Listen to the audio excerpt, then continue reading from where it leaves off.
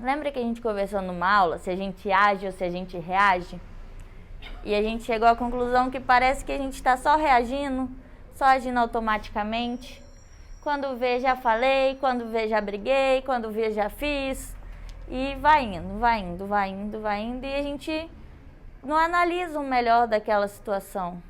Será que eu agir sempre reativamente é a melhor opção? Provavelmente não, porque a gente está agindo a partir de uma coisa que a gente já agia e não está analisando a circunstância do momento, né?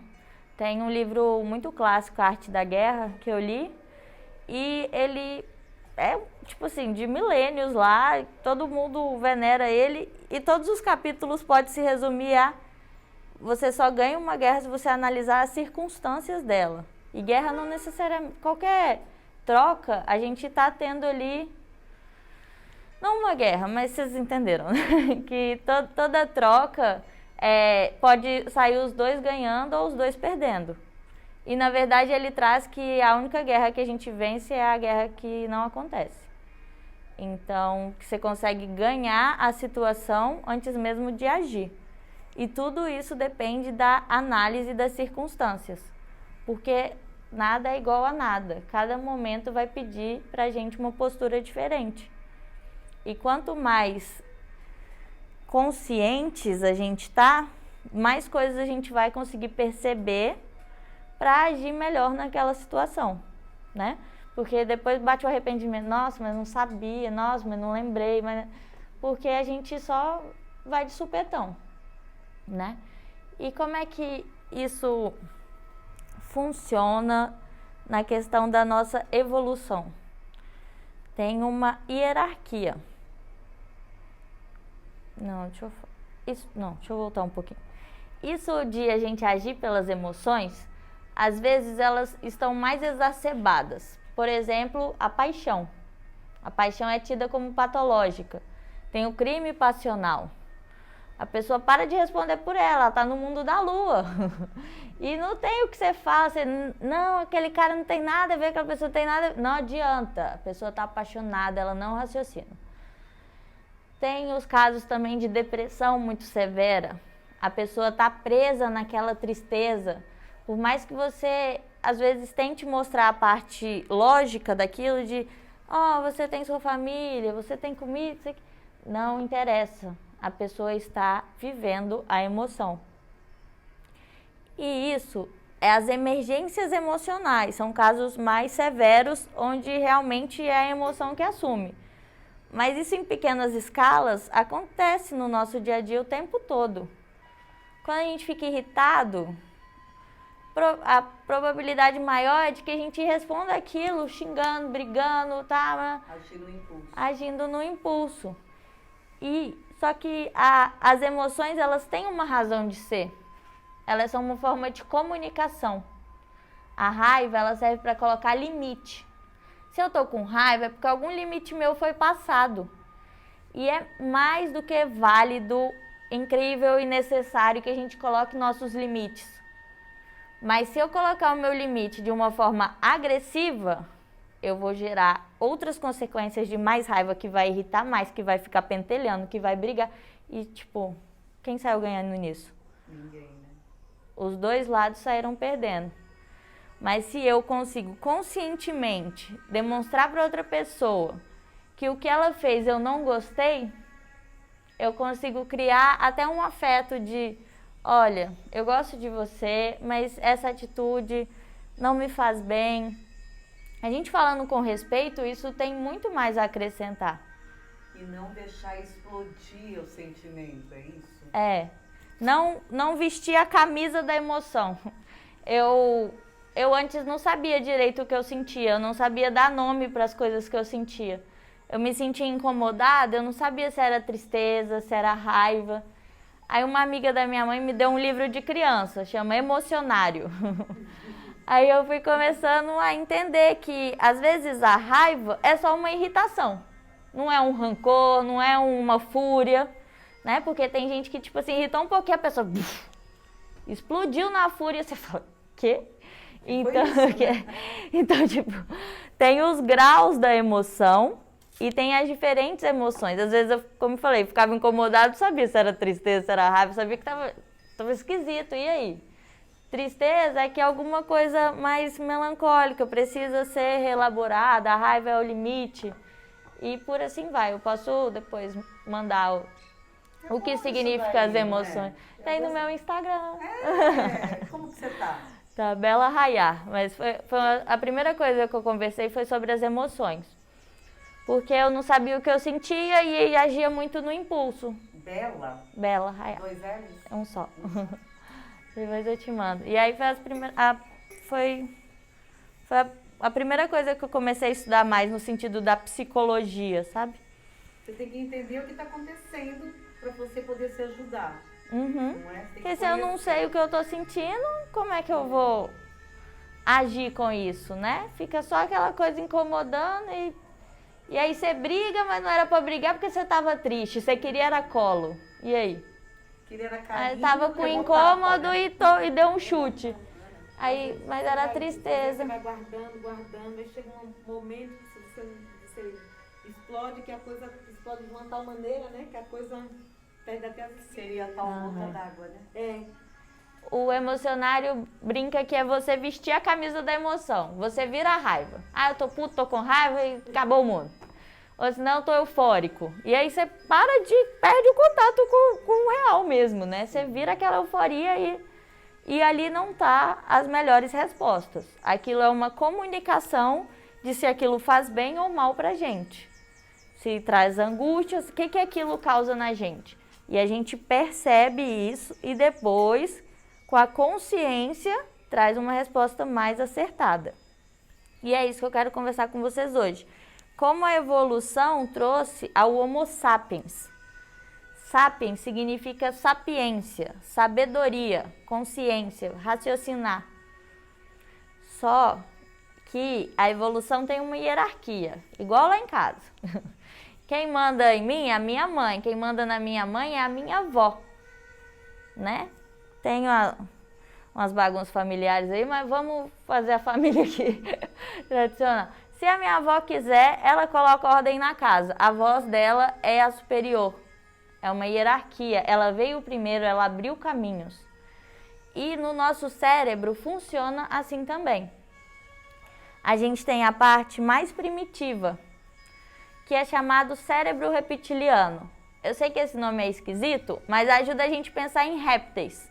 Então pensa que é a nossa parte mais primitiva.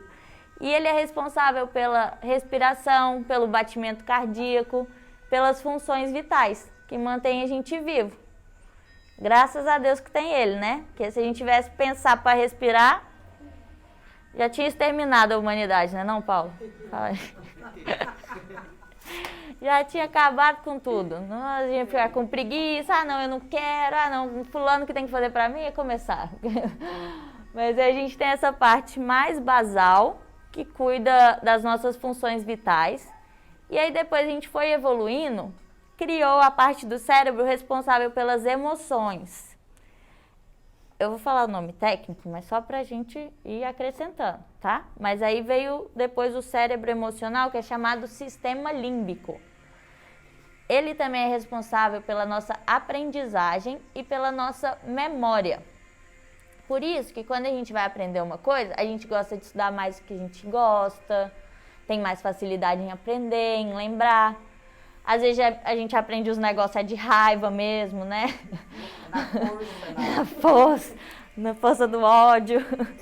As experiências pessoais baseadas muito nisso, do que me fez bem, do que me fez mal.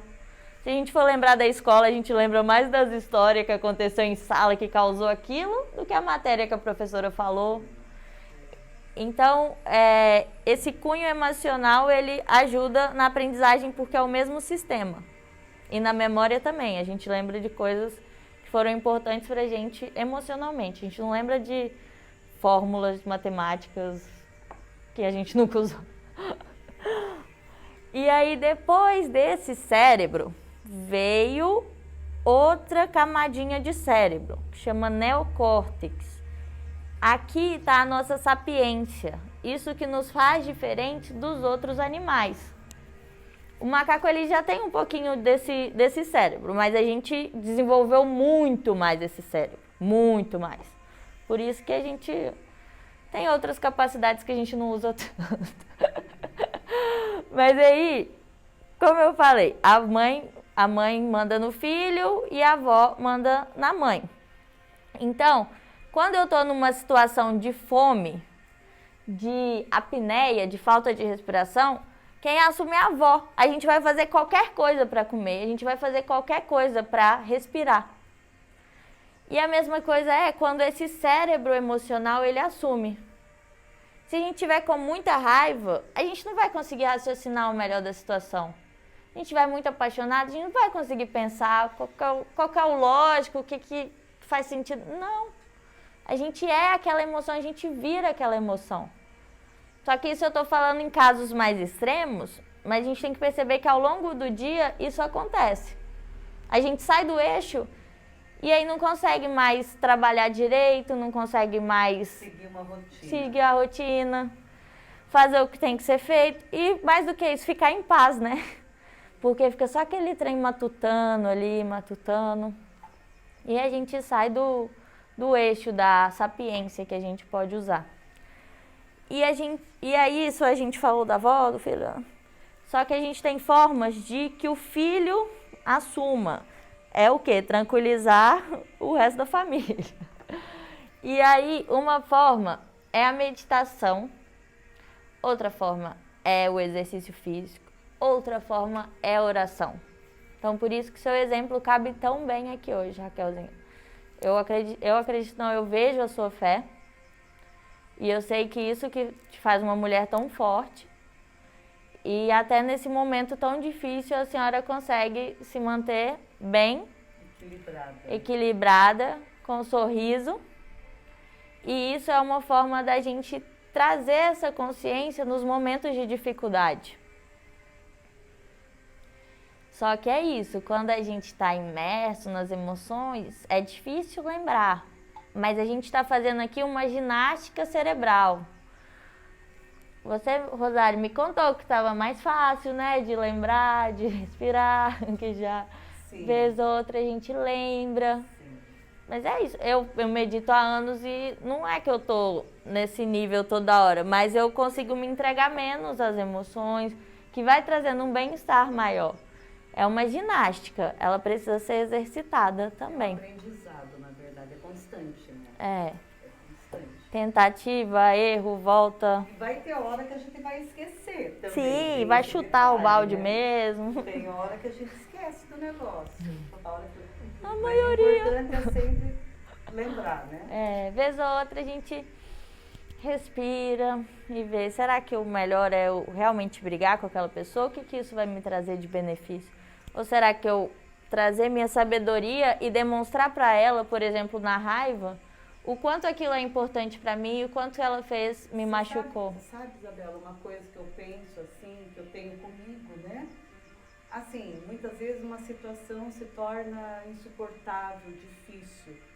Eu vou brigar? O que isso vai fazer de diferença na minha vida daqui a 1 ano?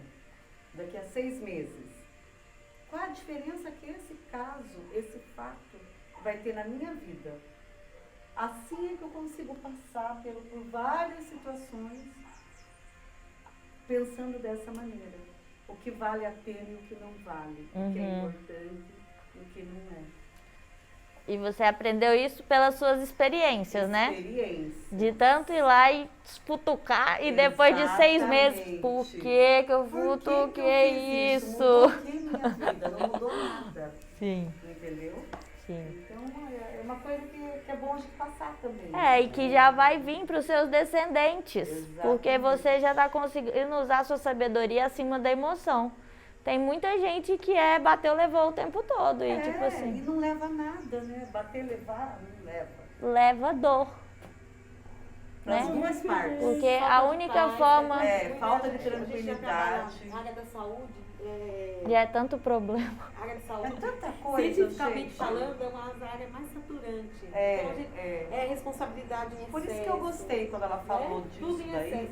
desse nosso curso, Eu gostei por isso, porque é uma maneira de você, mais uma maneira de você tentar equilibrar. Porque é difícil, gente. Não é fácil. A gente tem muitos estímulos de estresse, a gente conversou isso. O estresse, ele é uma perturbação do meio. Sim. E tem o estresse real e o estresse imaginado. Então a gente tá o tempo todo sacudindo o meio, tipo assim, tem problema para resolver, não, o problema é de fulano, fulano falou com... É perturbação do meio o tempo todo. A mídia ganha muito dinheiro assim, né? Você precisa resolver seus problemas comprando isso. O seu problema...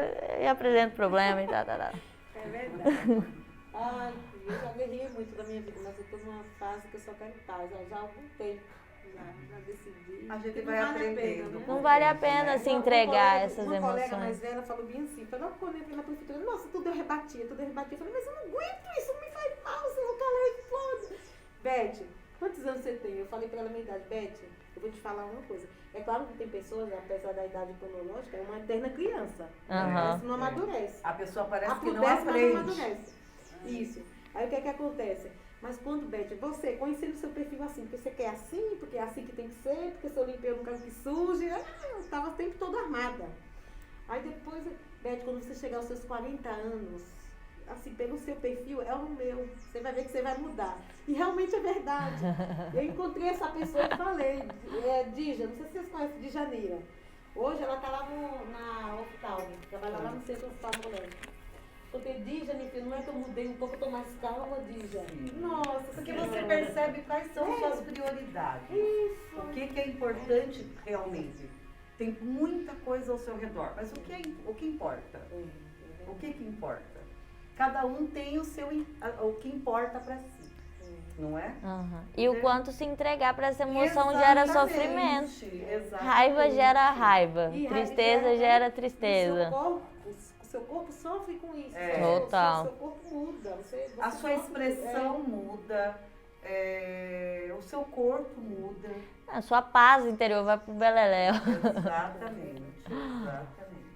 E aí é isso, a gente tem esse desenvolvimento, se a gente tiver muito em crise emocional, tenta buscar essas formas de controle de cima para baixo, uma oração, uma meditação, um exercício físico, que vai regular a parte química mesmo e vai ficar mais possível de raciocinar o melhor daquela situação.